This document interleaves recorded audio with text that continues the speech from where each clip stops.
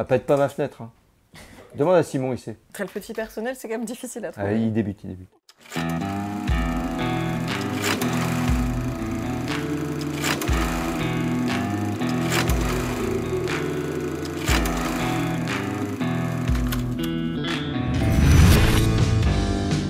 Hola los geekos! Regarde ce que j'ai amené. Ouais, elle est toute belle, elle est toute chaude. On va juste expliquer pourquoi on est super ravis. C'est le kit de démarrage de Cyberpunk, et pas n'importe quel Cyberpunk, le jeu de rôle qui est dans le même univers que le jeu vidéo de CD Red Projekt. Ce jeu de rôle et le jeu vidéo qui va en découler prochainement sont une adaptation d'un vieux jeu de rôle que les plus vieux d'entre nous ont connu. Voilà, on y a joué. Il y a très longtemps, dans les années 90. Moi, j'ai travaillé sur l'édition française comme illustrateur à l'époque. Moi, j'ai beaucoup joué à l'édition française. Voilà, donc voilà, publié chez Oriflamme. Maintenant, donc, une nouvelle édition vient dans la foulée. Pour rebondir, CD Red Projekt Red, c'est les gars qui ont fait The Witcher 3, qui est un des meilleurs jeux du monde, hyper bien scénarisé, avec un héros, Geralt, qui est juste merveilleux. Et Arkane Publishing Asylum, que je remercie, l'éditeur du jeu de rôle, qui m'a envoyé la boîte d'initiation. Donc merci les gars. Et grâce à vous, on va pouvoir faire l'unboxing. Donc aujourd'hui, ça déboîte. Et on commence avec les dés. Alors déjà, ils sont rouges et noirs. Autant vous dire que comme c'est mes couleurs préférées, moi, ça y est, le jeu est vendu. Alors, on va pas se mentir, c'est aussi les couleurs les plus compliquées à lire quand on joue dans la pénombre. C'est un jeu tellement dark que bon, faudra jouer dans la lumière. Alors Cyberpunk, c'est de l'anticipation. En général, on est entre 2030 et 2070. Donc c'est un futur très proche, sale, pollué, où la technologie prend le pas sur l'humanité. On a des augmentations, des réflexes câblés, etc.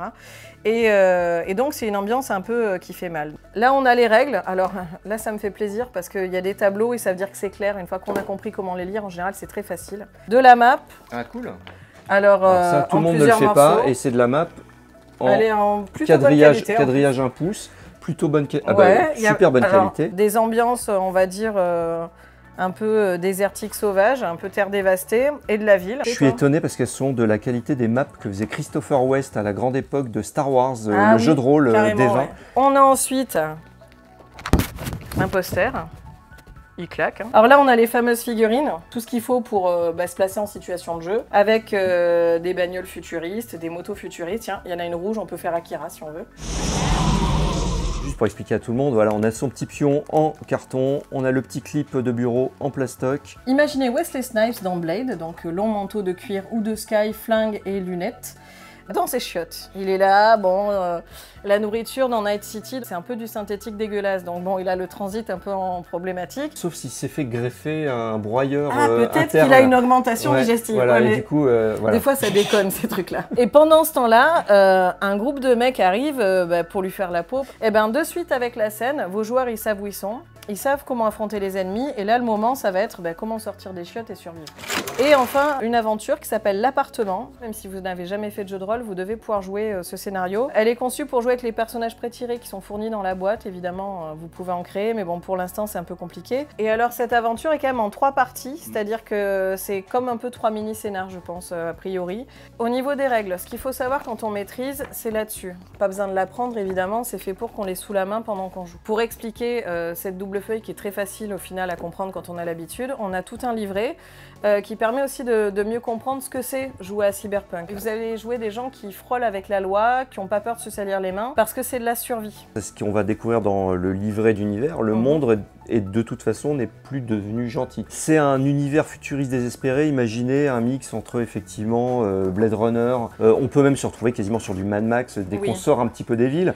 Donc, dans des zones polluées, parfois, on peut même pas avancer. C'est-à-dire, voilà, c'est glauque. C'est quand même une ambiance assez tout ce qui doit se passer de pourri, c'est passé. Il n'y a plus de gouvernement. Tu veux dire que les présidents n'ont rien fait contre le réchauffement climatique? Non, les pauvres. Il y a peut-être. Du coup, il n'y a plus de président. Ça, c'est la bonne nouvelle. Enfin, il y a les présidents de société. Il n'y a plus d'État, il n'y a plus de pays. Maintenant, le monde appartient à des grandes corporations, les méga corpos, comme ça s'appelle dans Cyberpunk, et que ces gens-là vont régler leurs problèmes économiques, du coup, avec les moyens militaires. Notamment en embauchant des mercenaires de rue.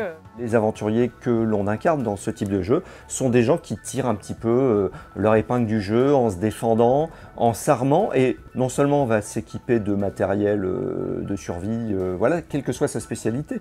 Le rocker, son matériel de survie sera peut-être pas offensif, mais son charisme pourra peut-être, ou en tout cas juste sa réputation lui ouvrira des portes. En tout cas, ça donne très envie de jouer. Ça fera, je pense, bien patienter en attendant que le jeu vidéo arrive et c'est plutôt cool. Alors je sais pas si le prix est imprimé sur la boîte. Oui, 35 €. Je trouve que c'est un bon rapport qualité-prix. Les boîtes d'initiation oscillent entre 25-30 € en général et 50. Là on est sur un bon prix pour le matos. Et surtout, elles ne font pas toutes dans la générosité des maps.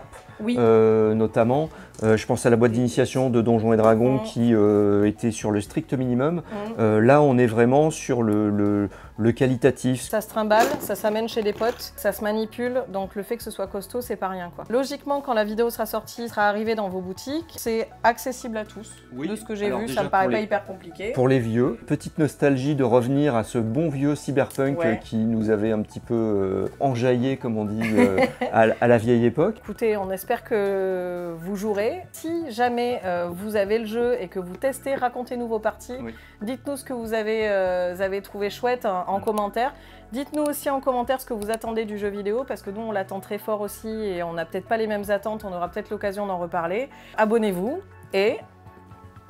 mettez un gros pouce bleu. I just lost because...